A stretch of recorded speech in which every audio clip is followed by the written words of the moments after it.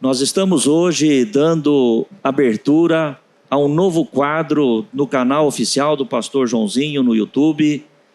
Nosso novo quadro agora se chama Eu Te Convido. Esse quadro tem como propósito, a cada mês, estar trazendo um convidado especial para que ele possa falar um pouco a respeito da sua vida, da sua trajetória ministerial, se for um pastor ou qualquer outro que nós venhamos a trazer. E como abertura deste novo quadro, hoje tem um entrevistado especial para você. É o próprio pastor Joãozinho. Para saber um pouco mais a respeito da minha vida, da minha trajetória, foi convidado a Ângela. Ângela, é um prazer ter você com a gente neste dia. E estou aqui à sua disposição. Mas veja lá o que você vai perguntar, hein? Pastor, é um prazer estar aqui com o senhor. E eu vou perguntar tudo. Tudo que a gente tem curiosidade de saber, hein, pastor? Fica tranquilo, Ângela. Estamos aqui para responder. Então, vamos lá. Vamos começar, pastor, falando da sua infância. O que o senhor conta pra gente? Como que foi a sua infância, os pontos marcantes? Conta pra gente. Bem, eu cresci na cidade de São Manuel. Não sou natural de São Manuel. Meus pais vieram para São Manuel, meu pai veio a trabalho para São Manuel. Eu vim ainda bastante pequeno, mas me cresci ali, tive uma infância normal, como qualquer menino, e tive a graça de, em São Manuel, ainda posso dizer criança, não tinha 12 anos completo, quando eu conheci Jesus como Senhor e Salvador da minha vida. Então a minha infância foi uma infância, com certeza, muito abençoada. Pastor, e como que o senhor sentiu, assim, no seu coração, assim, a primeira vez que o senhor sentiu a presença mesmo do Senhor? Como foi? Bem, é verdade que eu era criança, já disse, quando meus pais foram para a igreja e nós acompanhamos, fomos batizados, a minha família foi batizada toda no mesmo dia. Meu pai, minha mãe, eu que sou o filho mais velho, e a Rosa, minha irmã. Depois tínhamos a Sueli, que era a irmã mais nova, mas era criança, ainda tinha 4 ou 5 anos de idade. E a verdade é que a partir dos dias de convivência na igreja, você vai aprendendo, você vai conhecendo melhor e você vai realmente tendo um encontro verdadeiro com o Senhor. Bom, eu acho que muitos gostam de saber como que o senhor sentiu que era a hora mesmo, o seu chamado, para o senhor ser pastor. Quando que o senhor virou a sua chave? Que realmente falou, não, puxa, eu quero ser pastor. Houve isso ou não? Houve um preparo antes? O seu pai, alguém te encaminhou para esse caminho? Como que foi? Não, na verdade, o meu chamado, como eu acredito, o chamado dos pastores, de todos aqueles que têm de fato, uma responsabilidade dentro do reino de Deus, é algo sobrenatural. Eu imagino que um ministério não é alguma coisa planejada pelo homem. Ao contrário disso. Eu, como todo jovem, adolescente, jovem, tinha outros pensamentos, tinha outros planos, inclusive profissional, mas eu tinha 18 anos de idade, quando realmente eu senti este chamado e foi assim, como eu disse, algo sobrenatural, foi através de um sonho que eu tive. Olha. Eu tive um sonho, meu pai já era pastor na igreja de São Manuel, a primeira igreja quadrangular de São Manuel, na época só tinha a primeira igreja, hoje temos mais igrejas em São Manuel, da quadrangular, mas na época era apenas a igreja que meu pai pastoreava. Eu era o presidente dos jovens da nossa igreja ali em São Manuel, auxiliava meu pai com um programa de rádio que a igreja tinha, e eu ajudava, eu fazia programas juntamente com meu pai. O senhor já vivenciava toda essa vida, então, sim, na igreja e tudo. Sim, eu era bastante ativo na igreja, principalmente sendo meu pai o pastor. Mas isto não significa necessariamente que eu já sentia o chamado. Esse chamado para o ministério veio através de um sonho, e um sonho que me impressionou demais. Eu sonhei uma certa noite que o Senhor pedia para que eu olhasse para as minhas mãos. E ele dizia, olha para as tuas mãos, o que é que você vê? E eu olhei para as minhas mãos e eu disse ao Senhor, Senhor, eu não vejo nada. E ele disse, na verdade eu sonhei que a minha família tinha sido arrebatada e eu tinha ficado. Nossa. Foi exatamente assim. E aí então o Senhor disse, olha para as tuas mãos, o que é que você vê nas tuas mãos? Eu falei, eu não vejo nada. E o Senhor me disse, é justamente por isso que você ficou. E eu fiquei tão impressionado aquela noite que eu tive medo de levantar para saber se aquilo era um sonho ou se era uma realidade. Eu não vi a hora que clareasse o dia para que eu tivesse noção exata do que estava acontecendo. E para minha felicidade, para minha alegria, quando clareou o dia, minha mãe já se levantou para fazer o café para nós, para a família. E aí eu tive a consciência de que, graças a Deus, não tinha acontecido o arrebatamento ainda. E a partir daquele dia eu senti assim uma sede tremenda, de fazer a obra de Deus. E foi assim que eu fui iniciado no ministério. Isso é para a gente entender que o Senhor, ele fala com a gente de várias maneiras, né, pastor? Olha que lindo que foi, né? O Senhor foi através de um sonho que o Senhor realmente sentiu que era o seu chamado. Muito bom, fiquei muito feliz de saber isso. Aquela noite, aquele sonho foi angustiante. Pode ter certeza disso. Eu chorava na cama e com medo de que aquilo não fosse só um sonho, que fosse de fato o que tivesse acontecido. Mas graças a Deus que era um chamado, na verdade era um chamado para a minha vida, e um chamado que já completa 45 anos de idade. Amém. Pastor, agora sim, o senhor, mesmo vivenciando tudo isso, tinha alguma profissão que o senhor falava assim, não, sem pensar em ser pastor, eu vou seguir essa profissão? Eu comecei a trabalhar bem cedo. Eu tinha 12 anos, eu pertencia à Guarda Mirim de São Manuel. E um dos meus primeiros serviços na Guarda Mirim foi num escritório de contabilidade. E eu me interessei muito, Inclusive, fiz contabilidade. Cheguei a ter um escritório de contabilidade meu em São Manuel na época. Pensei em fazer faculdade de Direito, me tornar um advogado. Mas foi justamente nessa época, com 18 anos de idade, quando o Senhor me chamou. E eu abri mão, abri mão do sonho de ser um advogado, de continuar com o meu escritório de contabilidade, para realmente me ingressar no ministério. Amém. E nós, com certeza, fomos beneficiados com o seu chamado, pastor, porque a gente ama o Senhor. Amém. E como foi? Qual a sua formação teológica? Há 45 anos atrás, a Igreja do Evangelho Quadrangular era, como outras igrejas também, mas a Igreja Quadrangular, a qual nós pertencemos, ela era muito carente de obreiros. Tinha uma falta muito grande. Hoje não, hoje existem milhares e milhares de pastores, de obreiros, de jovens que têm o coração voltado para o ministério. Mas na época era bastante difícil. Então a igreja ela não exigia muito. Nós fazíamos um curso básico de teologia, inclusive por correspondência, porque nós tínhamos, era chamado IBQ, Instituto Bíblico Quadrangular, e só tinha na cidade de São Paulo, diferente de hoje, passado 45 anos dessa época, a nossa igreja cresceu muito, e hoje nós temos os ITQs, que são os Institutos de Teologia Quadrangular, espalhado por todo o Brasil, inclusive aqui em Botucatu nós temos o ITQ, mas na época só tinha o IBQ, que era o Instituto Bíblico Quadrangular em São Paulo. Então quem morava em São Paulo, na grande São Paulo, tinha a possibilidade de fazer presencial. O restante do Brasil fazia tudo por correspondência.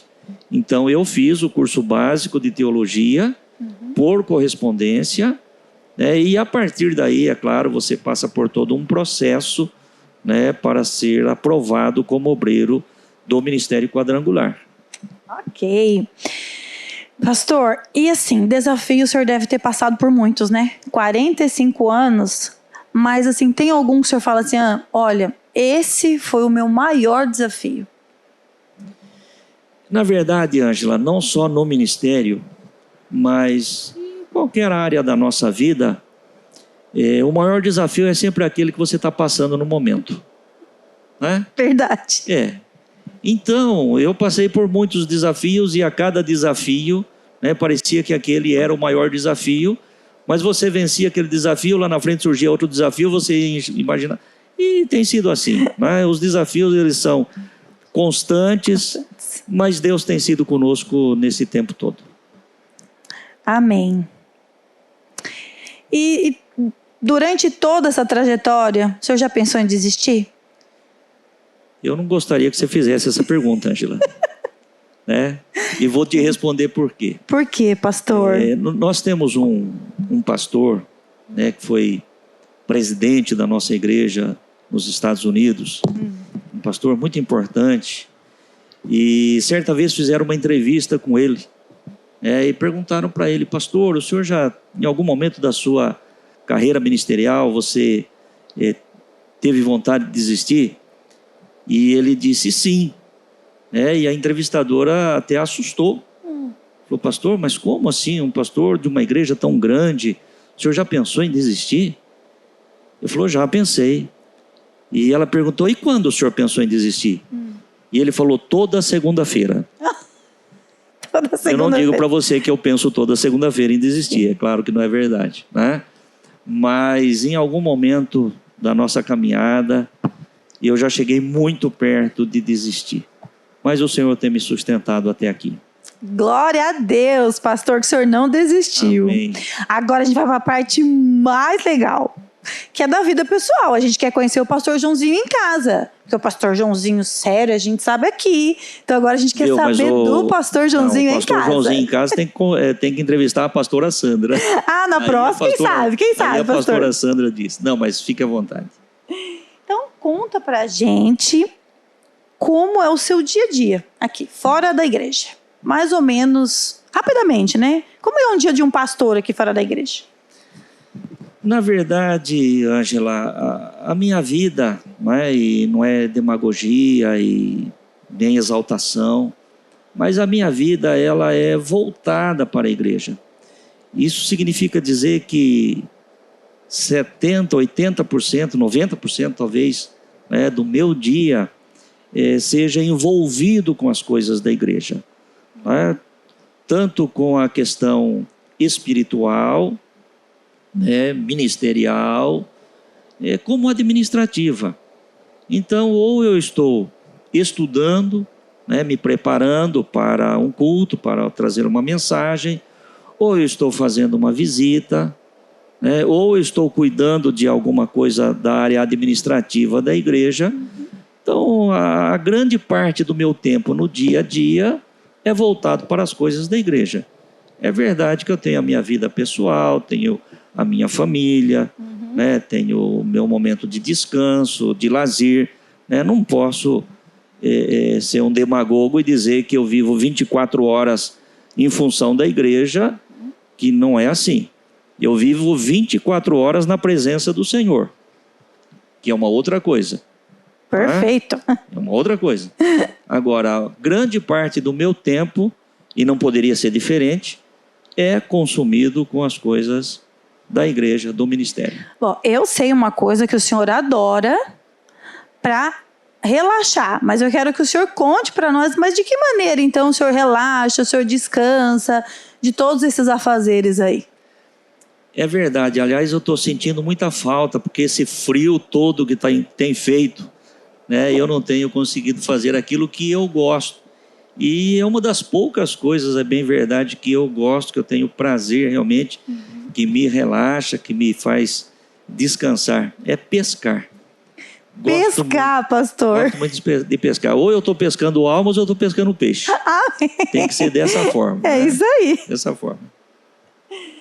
Existe uma rotina, assim, que o senhor cria para o senhor fazer seus devocionais ou oração, ou não? Sempre que o senhor sente, o senhor vai lá e faz o que o senhor tem que fazer? Na verdade, está dentro de uma rotina, né? Porque é bastante trabalho e se você não for organizado, você acaba que não consegue fazer tudo que tem que ser feito. Então, minha parte devocional eu já faço pela manhã, né? Quando eu me levanto, eu tenho o meu escritório, onde eu entro ali, eu tenho o meu momento com Deus, né? E a partir dali você sai para a luta, sai para o trabalho, né? Então, a questão espiritual, ela fica realmente para as primeiras horas da manhã. Perfeito. Pastor, louvor. Eu sei que o senhor gosta de cantar também. Será que a gente vai fazer ele cantar? Eu acho que não.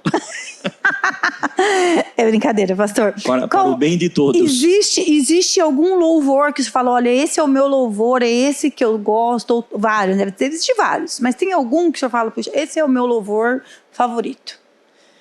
É interessante essa questão do louvor, porque Deus tem sido tão bom com a igreja, e tem levantado autores, autoras de cânticos belíssimos. Tá? E a cada época surge uma canção nova que fala com a gente, que mexe com o coração da gente. Tá? E tem sido assim. Então, na verdade, não é uma música específica.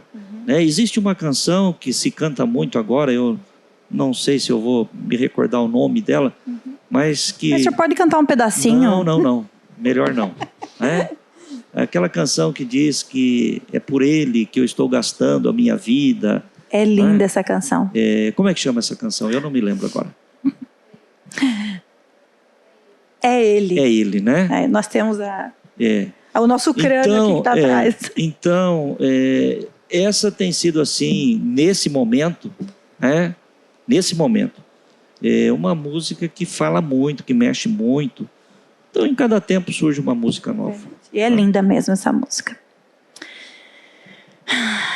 O que o senhor acredita hoje ser o maior desafio da igreja? O maior desafio da igreja hoje é as pessoas entenderem que Deus é o mesmo. Porque o mundo muda, as pessoas mudam, mas Deus continua o mesmo.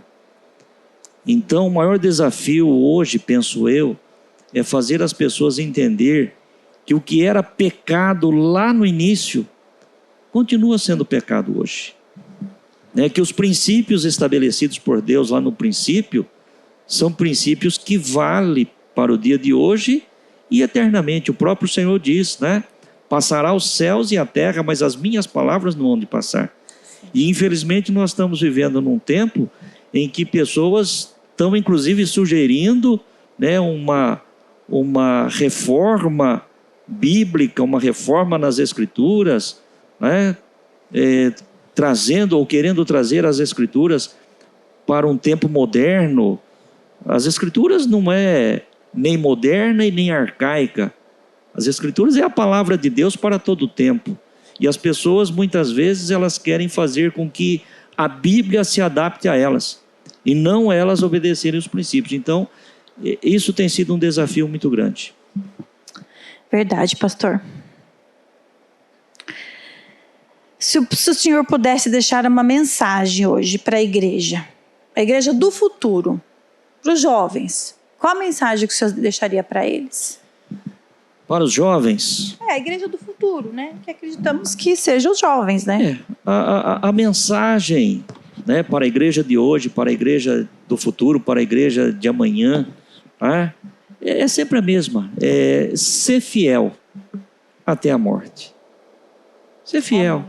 É disso que a igreja precisa, que todos nós de fato precisamos, porque não servimos a Deus por um dia, por uma semana, por um mês, por um ano, por 10 anos. Então, o próprio Senhor Jesus diz, aquele que colocou a mão no arado, ele não pode olhar para trás. Se ele olhar para trás, não é apto. Então a mensagem é essa, continue fiel.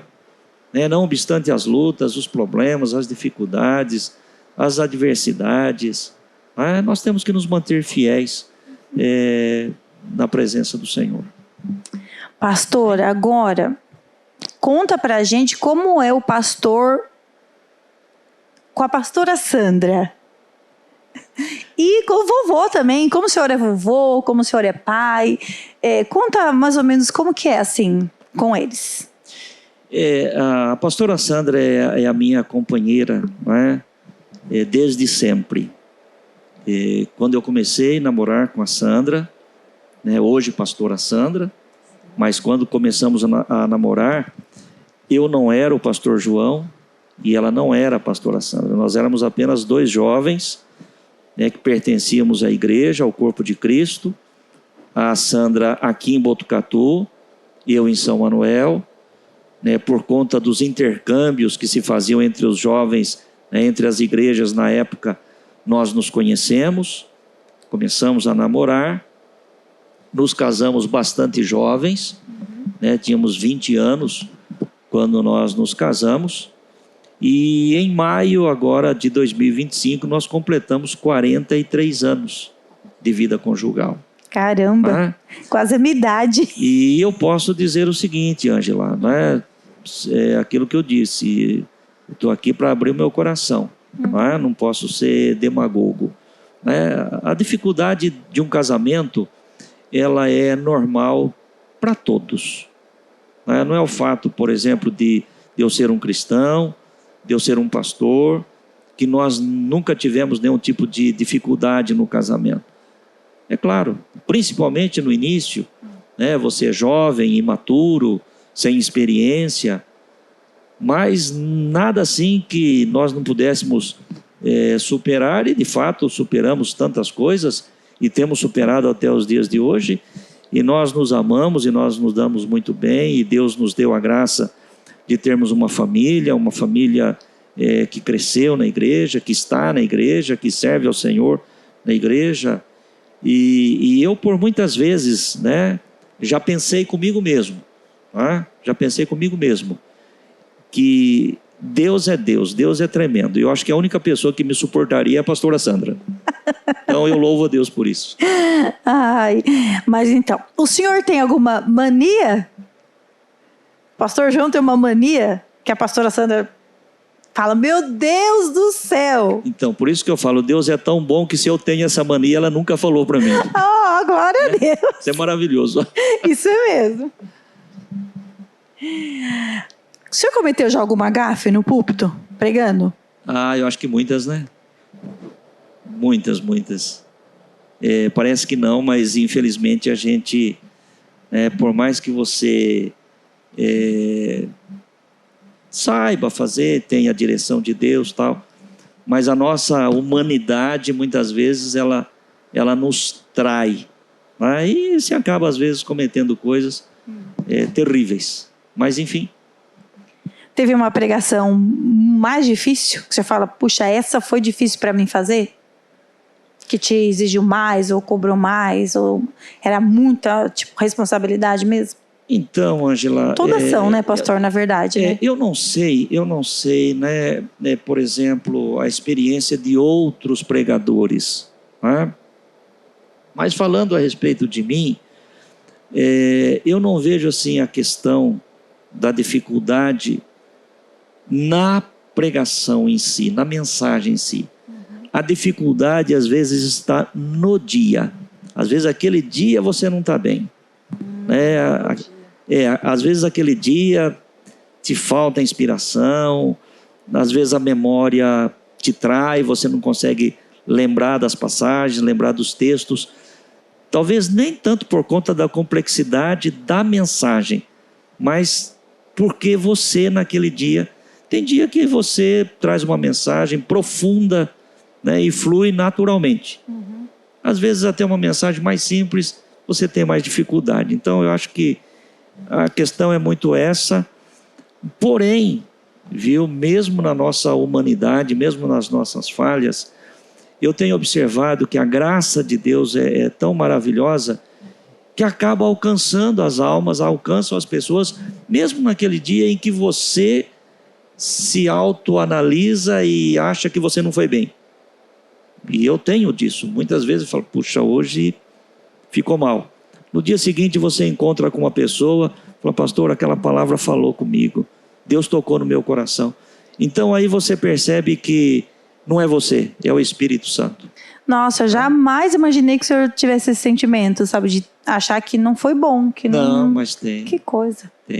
Tem, mas a graça de Deus, né? A graça de Deus, ela faz com que as nossas falhas, as nossas faltas, não comprometa, né, aquilo que Ele tem para fazer no coração das pessoas. Muito embora, né, um pastor, um pregador, ele tem que se preparar sempre o melhor possível. Tá? O senhor já sentiu que Deus ficou em silêncio? Assim. E como que o senhor aprendeu nesses momentos do silêncio? Sim. Eu falo por mim, porque às vezes a gente sempre quer uma resposta, mas às vezes o silêncio é a resposta. Exatamente. E para o senhor que é pastor, é a mesma coisa? É a mesma coisa. É a mesma coisa, sabe por quê, Ângela? É muito importante a gente ter esse entendimento. Aqui na igreja, por exemplo, ou na sociedade, né, no ministério, eu sou o pastor João. Eu sou o pastor João, a igreja me conhece como pastor João, me respeita como pastor João, as pessoas me conhecem como pastor João, me respeitam como pastor João, mas diante de Deus eu sou um igual a todos. Então, penso eu que não existe um tratamento especial de Deus para com o pastor. Então, o Deus que fala com você é o Deus que fala comigo, o Deus que fala comigo é o Deus que fala com você, o Deus que fica em silêncio com você é o Deus que fica em silêncio comigo. Então, nós somos tratados, né, pelo nosso Pai da mesma forma, até porque eu sempre gosto de dizer que este Pai maravilhoso que temos, Ele não tem filhos privilegiados. Ele nos trata de igual forma. Ah, que lindo ouvir isso do senhor, porque a gente muitas vezes tá ouvindo o senhor aqui pregando, a gente fala, nossa, como será que Deus fala com o pastor? E o senhor falando assim, a gente... É a mesma coisa, né? Então, sim, isso eu tenho certeza que é uma curiosidade de muitos. E se o senhor pudesse conversar com uma figura bíblica, com quem o senhor conversaria? Gostaria de conversar com Paulo. Paulo, ele é inspirador. E um versículo que fala no seu coração. A palavra de Deus, ela é completa, né? A própria palavra, ela se autodenomina, né? Lâmpada para os nossos pés e luz para o nosso caminho. Mas tem alguns textos, né, que mexem com a gente, que chamam a atenção da gente. Eu gosto muito, por exemplo, daquele versículo de 1 Coríntios, capítulo 10, verso 12, me parece, que diz que aquele que está em pé, cuida para que não caia. Aquele que está em pé, cuide para que não caia. Um outro versículo que eu gosto muito também é o versículo 1 do Salmo 127. Se o Senhor não edificar a casa, em vão trabalham os que edificam. Muito bem, pastor, muito bem. Como o senhor gostaria de ser lembrado pela sua igreja? Como um homem de Deus. Isso me faz lembrar aquela mulher sunamita, né, que quando Eliseu passava pela cidade de Sunem e ia ao Carmelo para oferecer sacrifício ao Senhor, ela disse para o seu marido: eis que eu vejo que esse que passa por nós é um santo homem de Deus. Que as pessoas se lembrem de mim como um homem de Deus. Seria uma grande coisa para mim. Pastor, agora a gente vai brincar um pouquinho, vamos fazer uma dinâmica. E o senhor decide como o senhor vai responder. Ou verdadeiro, ou falso, ou o senhor pode explicar. O senhor decide, fechou? Ok, tá ótimo. Ser pastor é mais cobrança ou apoio? Ser pastor é cobrança e é apoio também, né? É verdade que sempre vai ser assim. O próprio Senhor Jesus, o próprio Senhor Jesus viveu isso.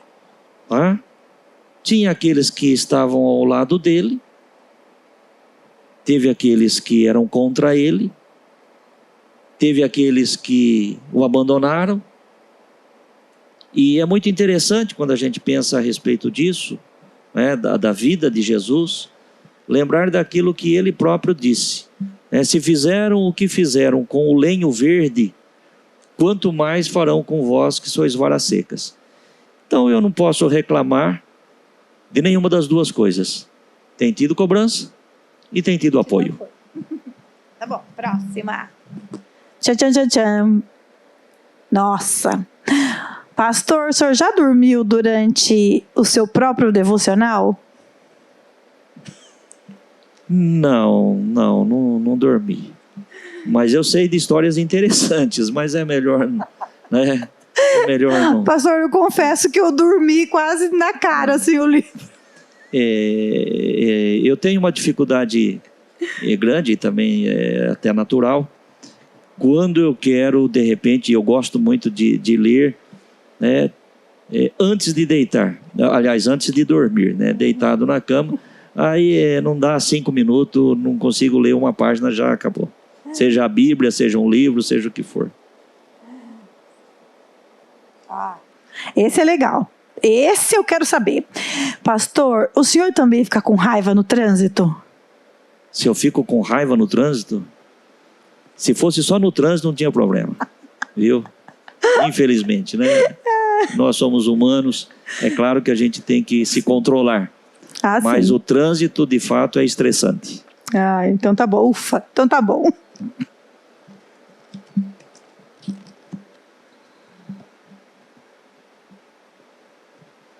A Bíblia é mais atual que qualquer coisa?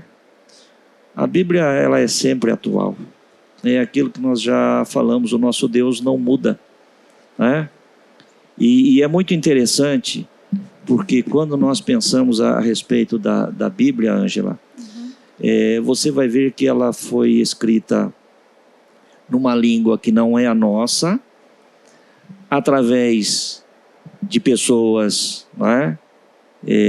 que não são brasileiras, foi escrita por hebreus, por judeus, para os judeus. E, no entanto, quando você lê a Bíblia, você tem a sensação de que ela está falando com você, para você. Com você e hoje, né? Nós não lemos a Bíblia, não conseguimos ler a Bíblia como sendo um livro judeu escrito para o judeu. Nós lemos a Bíblia como sendo a palavra de Deus dita para nós. Por isso que ela é sempre atual. Amém. Amém. Então foi isso, pastor. Foi nosso primeiro. Fiquei muito feliz de estar aqui com o senhor. Amém. E agora o senhor pode dizer uma mensagem para quem está nos assistindo. Amém. Eu quero dizer que eu fiquei muito feliz, Ângela, por ser o primeiro entrevistado deste novo quadro Eu Te Convido. Fiquei feliz por ser entrevistado por você, ovelha aqui do nosso rebanho. E obrigada, quero pastor. agradecer você que está assistindo esse podcast, esse quadro. E todo mês nós teremos um convidado especial que estará aqui abrindo o seu coração para que você possa conhecê-lo melhor. E eu louvo a Deus pela tua vida e gostaria de encerrar este quadro fazendo uma oração, agradecendo a Deus por tudo isso. Vamos orar. Querido Deus e Pai, sou grato a Ti por este tempo tão especial em que eu pude, Senhor, abrir o meu coração, falar alguma coisa a respeito da minha vida, ó Deus, do chamado, do ministério, de tudo aquilo que o Senhor tem sido e de aquilo que o Senhor tem feito. Obrigado, meu Deus, por este quadro que hoje nós estamos inaugurando e que o Senhor, através do Teu Espírito, possa trazer homens e mulheres que possam também, de alguma forma, Senhor, somar para o Teu reino, ó Deus, através deste canal. Que a Tua bênção e a Tua graça sejam sobre todos nós. É a nossa oração em nome de Jesus. Amém. Amém.